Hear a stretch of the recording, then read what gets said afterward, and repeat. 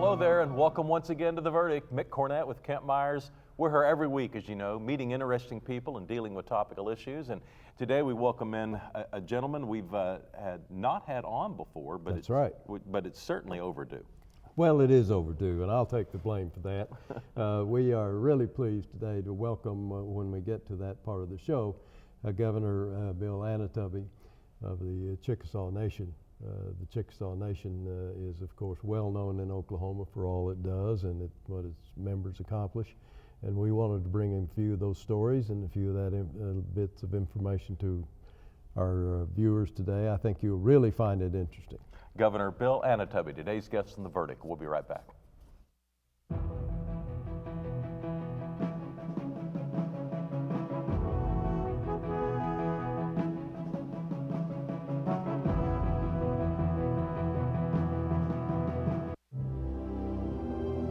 When I went over the first time was the USS Chickasaw, it was carrier. And the second one went around the world on USS Hornet. My name is Eugene R. Paler. I'm a Native veteran of the United States Navy, and I am Chickasaw. It's really a good experience because you get to see how other people live. And I've never been to a country I'd trade for this United States of America. So that kind of puts a tear in my eye. I grew up here in this country. I grew up in Oklahoma. It gives you a pride in the United States of America. If somebody needs something, you know, you'd go help them. It's a pretty good country. We're just a top-notch country, and the people are top-notch people. See more stories about the Chickasaw people at profilesofanation.com.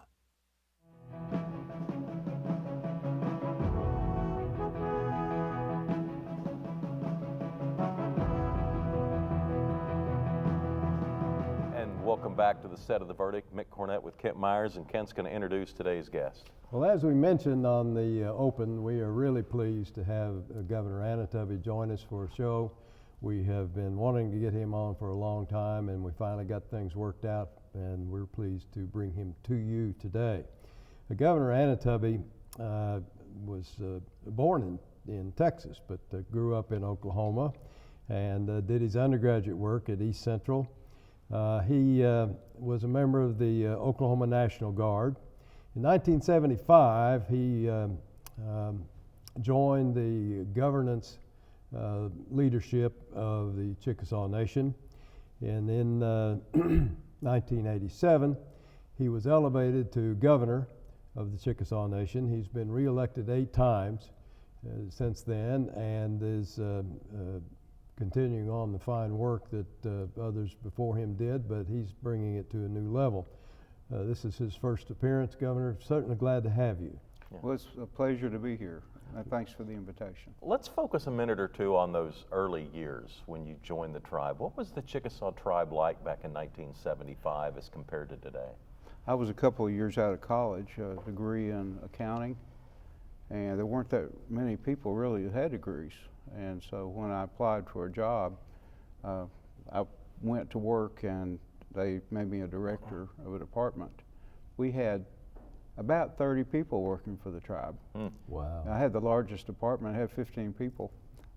So anyway, things progressed. One of the things that changed, I guess, the face of Indian country was a law that was passed by Congress. It was the Indian Self-Determination and Education Assistance Act. It allowed us to contract with the federal government to operate programs that they operated, and we would operate them instead. So that allowed us to begin the process of employing more people, doing more things for our people. They also provided some assistance when it came to capacity building. We were able to set up the systems, administrative systems that we needed.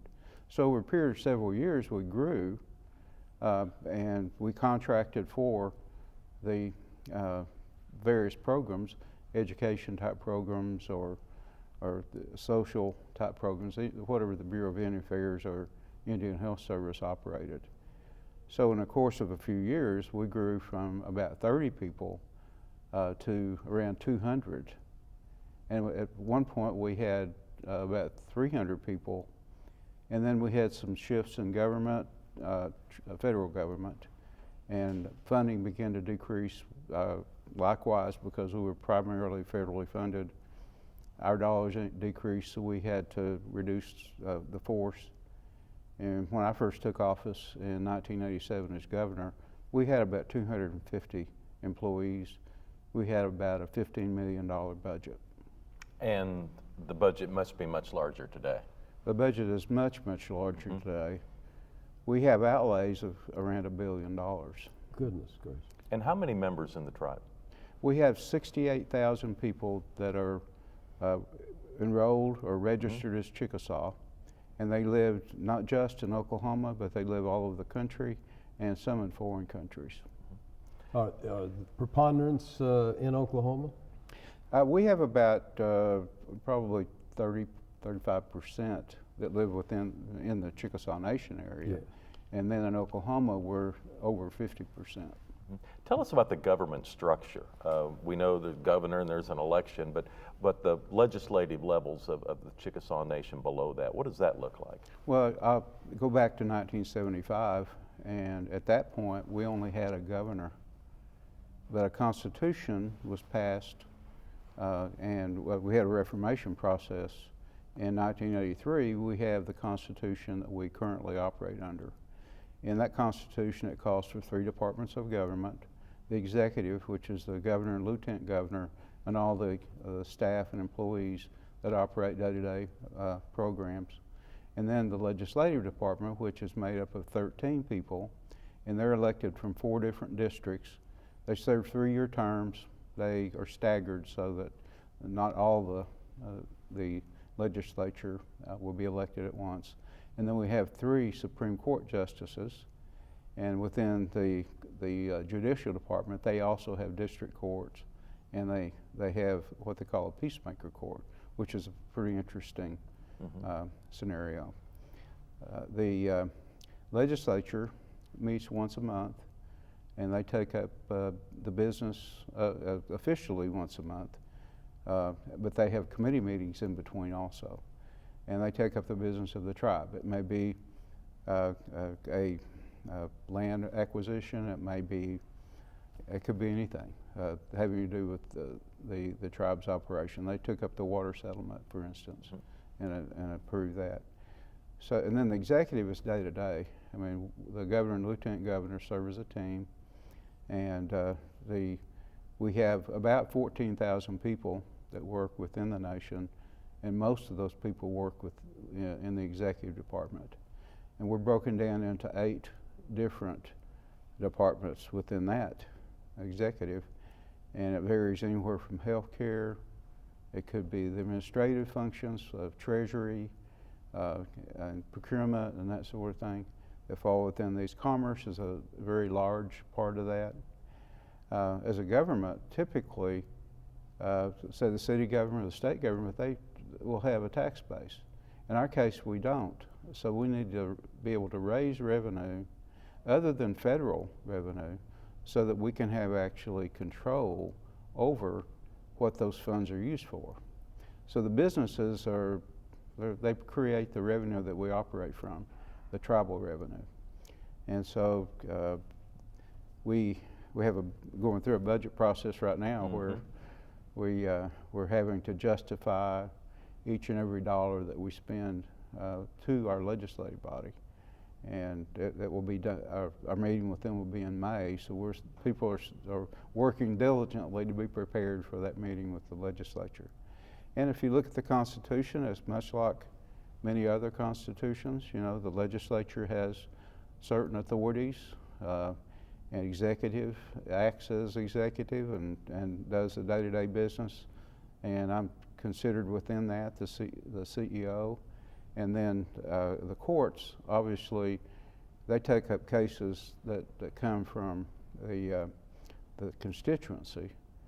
However, the Supreme Court would take up cases where there's a dispute between the legislative and executive. And where are the tribal headquarters and the official installations? Our tribal headquarters is in Ada. We've been there since 1977. Before that, we had our offices in Sulphur. Well, do all your folks that occupy these legislative and judicial positions, are they members of the tribe as well? They must be. The requirement within our Constitution is that they must reside in a particular district for at least 6 months, be a qualified elector, and obviously the qualified elector is someone who's Chickasaw. And the judges have the same requirement. I would guess with your background in the accounting department, you're able to kind of guide through the budgetary process with a pretty mindful eye. Yes, we have, as I said, 8 different departments, and they have a sizable budget. But yes, we have this budget process set up internal of executive where it comes through the ranks all the way to the secretary, and they put it all together, and it's been about 2 weeks ago we went over every budget from every department, and they presented those budgets to the governor and lieutenant governor. So then we, as a group, will make the presentation to our legislative body in May. Bill Annoatubby is the governor of the Chickasaw tribe. He's a guest today on The Verdict. We'll be right back.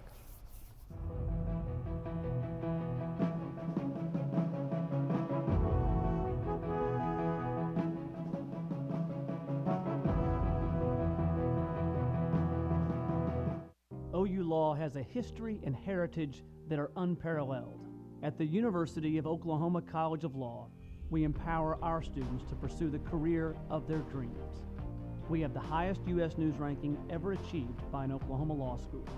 We are the first law school in the country to launch a college-wide digital initiative. And this year, our competition teams rank number 2 in the nation. OU Law, generations of excellence, limitless possibilities. The good life comes naturally to Tulsa, where nature's beauty is matched with an eye for aesthetics. A legacy of neighborhoods graced with lawns and landscaping and handsome homes. A place that seems to have patented an ideal lifestyle. Bank First is loyal to the quality of life Tulsa assures its citizens, to the priority placed on education, culture, and growth. Loyal to builders who transform raw land into residential charm. Developers who see opportunity and add vitality to Tulsa's economy. Bank First serves both enterprise and private lives that need a loyal partner. It's how we help nurture this city's very good life. Bank First. Loyal to Oklahoma. Loyal to you.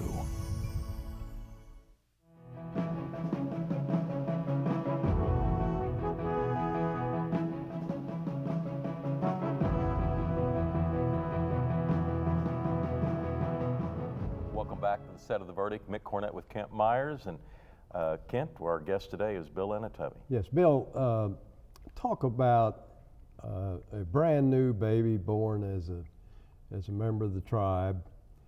What can that baby expect? What kind of assistance or support can that baby expect from the tribe going through life? I'm going to vary a little bit and say that the mission of the tribe is to enhance the overall quality of life of Chickasaw people. So the programs that we employ will help someone from the time they're born until they pass. We have a variety of programs that will help the youth. We have our health system where a baby can be born and the mother is cared for. And then we have early childhood programs that are designed to assist our young people to be prepared for the public school system and beyond.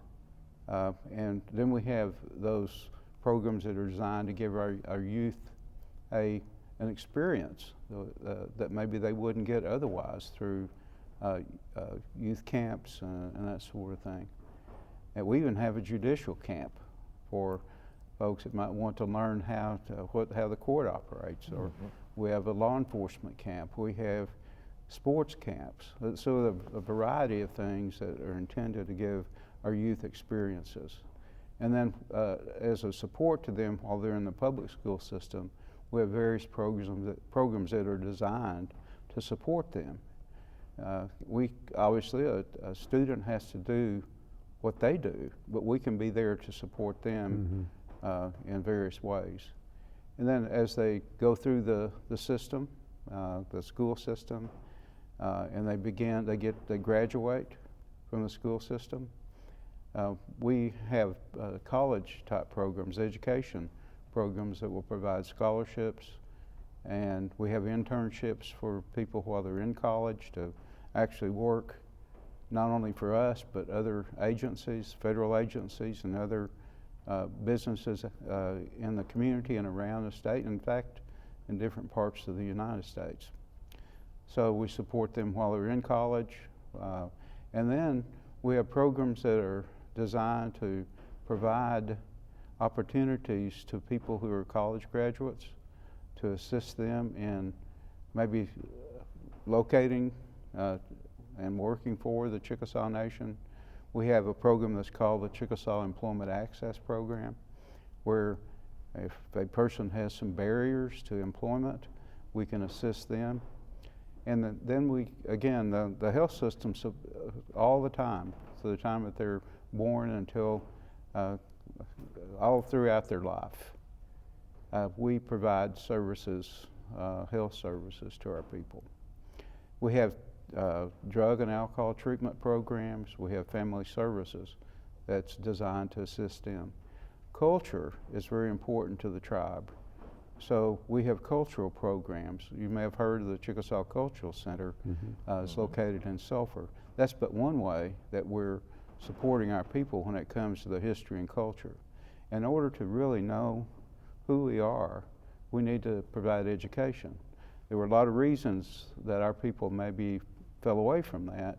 It was more federal policy that caused some generational issues having to do with knowing where we came from, knowing what our heritage is, and understanding our language and our culture. So we're trying to fill all those gaps right now, and there have been some voids in the past.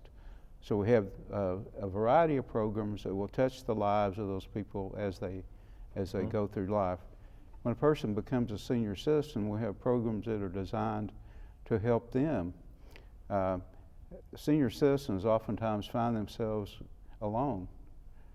And we have a program where people come to a site on a daily basis, or at least throughout the week. They can have a meal. That's an important part of it. But that's not all that they achieve while they're there. They're able to fellowship with other seniors. They take trips. They love to travel. I mean, they'll travel all over the United States, and they really like to raise money for themselves to help fund their trips. We provide the transportation. We have several buses that we utilize to take them on their trips. But they love it, and we love them. Yeah. Well, getting ready for this show, I looked on your website and noticed, I think, a message from you or from your governance body about the importance of maintaining the Chickasaw language and the programs that you have in trying to implement that. Can you talk about that a little bit? Why is that important, and how are you trying to maintain literacy, if you will, in the Chickasaw tongue? Well, you know, in other languages and in other cultures, when a child is born, they're taught their native language. In the United States, we're taught English for the most part. Chickasaws were doing the same thing, but it was interrupted. When there was a federal law that prohibited us from speaking our language in public and practicing our traditions and doing the things that were cultural, because there was this federal policy that it was assimilation. You know, leave that behind and then join the rest of society. Well, you don't really lose that. You need to understand what your heritage is. And so there was a whole generation of people that were affected by that. So we've worked to recapture as much of that as we can. We have a language program that actually, we tried a lot of different things in the language program. Immersion is one of the best things that you can do. We've tried to have classes. We have classes at some of the universities. But for people who want to start learning the language, we have Rosetta Stone. We have a partnership with them. We have about 40 lessons right now that are set up from elementary all the way through intermediate, and we're getting ready to put another 40 online.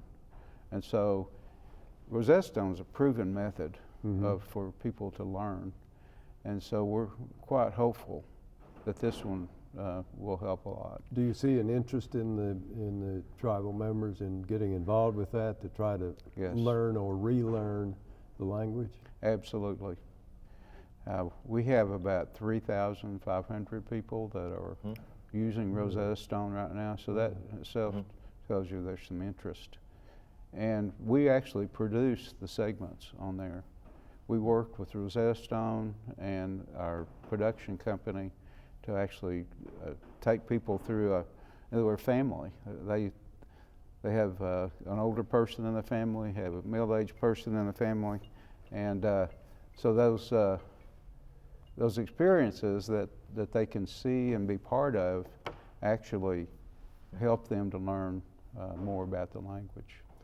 Where does the Chickasaw rank among all of the tribes that are in the United States as far as on the rolls? How many, the number of people on the rolls? We're about 8th in the country as far as population is concerned. In Oklahoma, we're about the 4th in the state.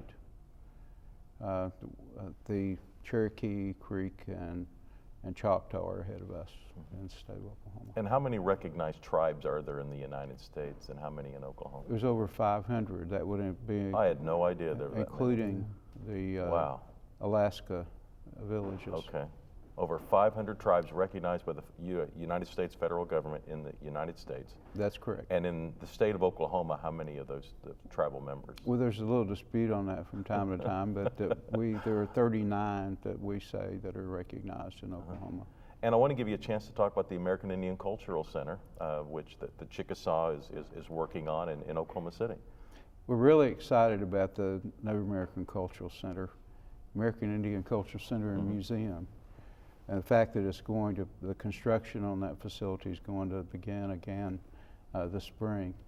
It will offer a world-class experience for anyone who attends. People will be educated about the American Indian culture, the history of these tribes in Oklahoma. And there's probably not another one like it in the country. We do have of course, the National Museum of the American Indian that's intended to tell stories of all the tribes in the Americas. But this focus on tribes that are in Oklahoma, it should be a grand experience for people to attend. And it's going to really be a tourism draw. Absolutely. From around the country at the axis of I-40 and I-35. I mean, it's set up to succeed. Most certainly is. If you just compare it to the Chickasaw Cultural Center, which is much smaller and it only concentrates on Chickasaw, we have had 800,000 visitors since we've opened. My goodness. And you can imagine that the numbers will be much larger for the one in Oklahoma City. Absolutely. The crossroads of America. Well, Governor, we appreciate you coming on the show. It's a pleasure to be here. We have run out of time, but we appreciate it, all the Chickasaw does in the state of Oklahoma. Governor Bill Annoatubby, today's guest in the verdict. Kent and I'll have a final word when we return.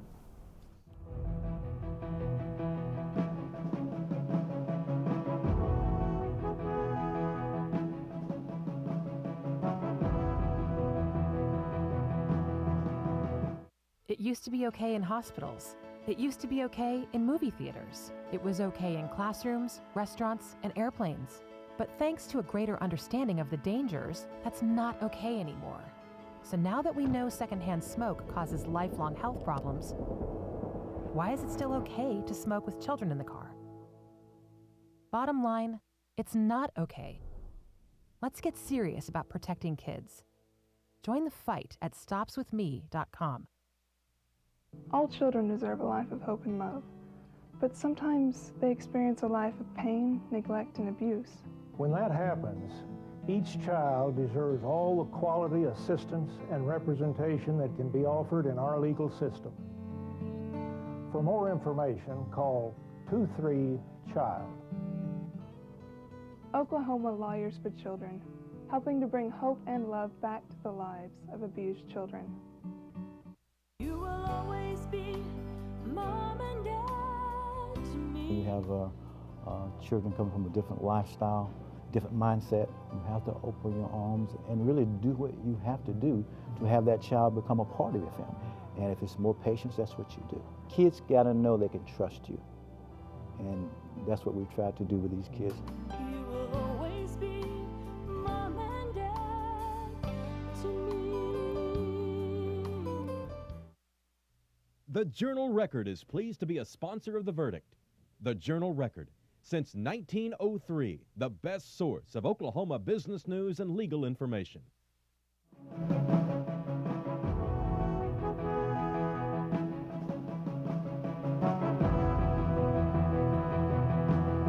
Welcome back to the set of The Verdict. Mick Cornett and Kent Myers are wrapping up the show with Governor Bill Annoatubby of the Chickasaw Tribe. Well, his remarks were very well received by us, I know, and I hope our audience enjoyed it just as much as we did. The Chickasaws do wonderful things for not simply their tribal members, but the whole state of Oklahoma, and we appreciate their being here and doing what they do. As we always do, we'll give out website information. Our guest, Bill Annoatubby, and his office at chickasaw.net. That's chickasaw.net. And we have a website. We'd love for you to log on and tell us about a guest you'd like to see on a future edition of The Verdict. That website address is theverdict.tv. That's theverdict.tv. We'll have another guest next week, and we'll see you then.